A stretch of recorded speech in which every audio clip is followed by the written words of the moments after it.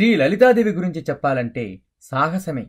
లలితా సహస్రనామార్చన, అష్టోత్తర శతనామావళి ఈ రోజుల్లో ఇంటింట నిత్య పారాయణగా జరపబడుతోంది. లలితా సహస్రనామావళికి వివరణ రాసిన భాస్కర రాయలు మొదటి శ్లోకంగా శ్రీ లలితను ప్రార్థించాడు. సర్వధార శక్తి అయిన లలిత శ్రీమాతగా, శ్రీ మహారాజ్ఞిగా కొనియాడబడింది. పద్మపురాణంలో విశ్వానికి అతీతమై క్రీడించు శక్తి గనుక లలిత అని వర్ణింపబడింది. రాక్షస సంహారానికి దేవతల ప్రార్థనను మన్నించి చిదగ్నికుండం నుండి ఆవిర్భవించిన లోకమాత లలిత. లా సర్వ విద్యలకు లక్ష్యమైనది, లి రూపము లేనిది, త సంసారము నుండి తరింపజేయునది శ్రీ లలిత. శోభ, విలాసము, మాధుర్యము, గాంభీర్యము, స్థైర్యము, జేజము, అర్థము, లాలిత్యము, ఔదార్యము 8 పదాల లలిత పదములలో నిక్షిప్తం. చెరకు గడ ధనస్సుగా, కుసుమాలను అస్త్ర బాణాలుగా ధరించి ఉత్తమ గుణాలు కలిగి గణాతీతమైనది శ్రీలలిత. పంచబ్రహ్మాసనాసీన అయిన లలితకు లక్ష్మీ సరస్వతులు ఇరువైపులా నిలబడి వింజామరలు వీస్తూ ఉంటారు. పంచబ్రహ్మాసనాన్ని ఎన్నో విధాలుగా వర్ణిస్తారు.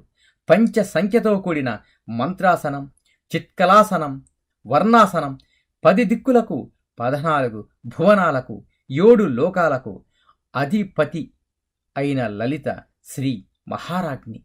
బ్రహ్మాండమే ఆమె మహాసామ్రాజ్యము. ఆ తల్లి రెప్పపాటులో కాలము పుట్టింది. విశ్వమంతా తానే అయి వృద్ధి క్షయాలు లేని పూర్ణ స్వరూపము లలిత. అమ్మ చేతిగొల్ల నుండి దశావతారాలు ఆవిర్భవించాయట.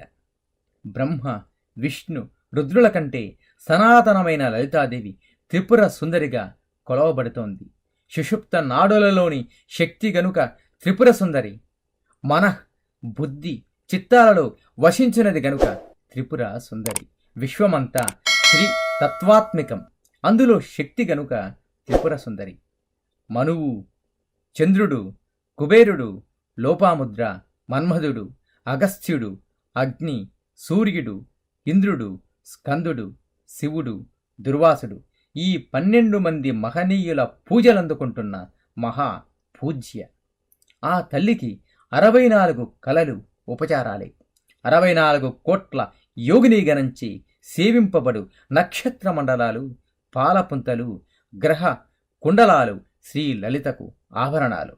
శబ్దము, స్పర్శ, రూపము, రసము, గంధము ఈ 5 ఇంద్రియ వ్యాపారాన్ని నడిపించి పంచ తన్మాత్రలు. ఈ 5 తన్మాత్రలతో ఓ బాణాన్ని ధరించి ఉంటుంది ఆ తల్లి. ఓం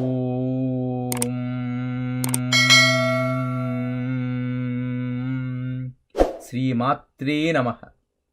ఓం నమః శివాయ. నీలో నీకు నమ్మకము కలిగినప్పుడే నీవు దేవుడిని నమ్మగలవు. శతం జీవ శరదో వర్ధమానః, శతం హేమంతాన్ శతం వసంతాన్. 100 శరత్తులు, 100 హేమంతాలు, 100 వసంతాలు వర్ధిల్లుతూ జీవించండి. ఇట్లు BVS.